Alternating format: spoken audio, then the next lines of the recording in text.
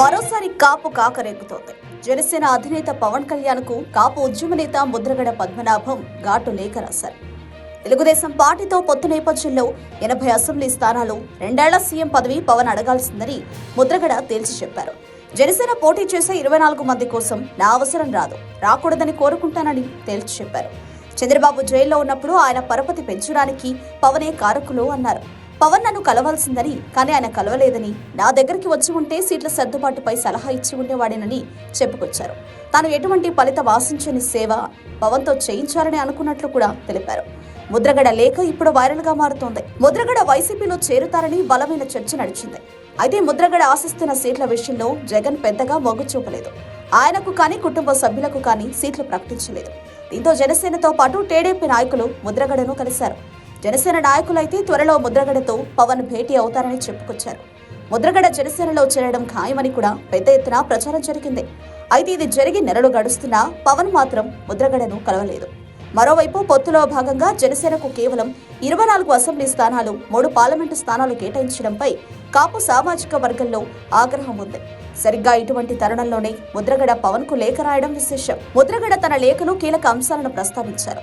మీరు వస్తారని చెప్పించి రాలేకపోయారు. మీ నిర్ణయాలు మీ చేతులలో ఉండవు.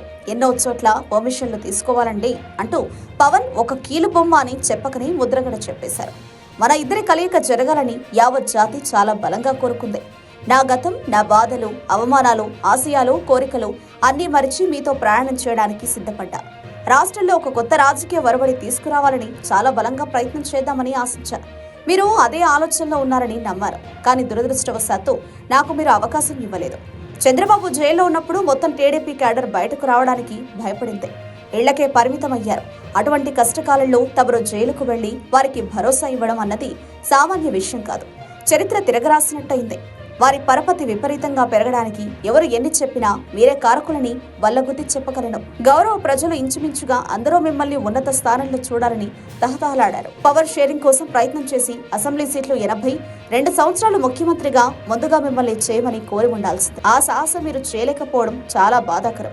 40 సంవత్సరాల రాజకీయ జీవితంలో డబ్బు కోరడం కానీ, పదవుల కోసం పెద్ద నాయకుల గుమ్మాల వద్ద పడిగాపులు కాయడం కానీ చేయలేదు.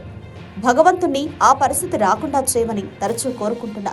కానీ మీలా గ్లామర్ ఉన్నవాడిని కాకపోవడం, ప్రజల్లో పరపతి లేని వాడిని అవ్వడం వల్ల మీ దృష్టిలో నేను లాస్ట్ గ్రేట్ వ్యక్తిగా, తుప్పు పట్టిన ఇనుపలాంటి వాడినిగా గుర్తింపు పట్టడం వల్ల మీరు వస్తానని చెప్పించి రాలేకపోయారు.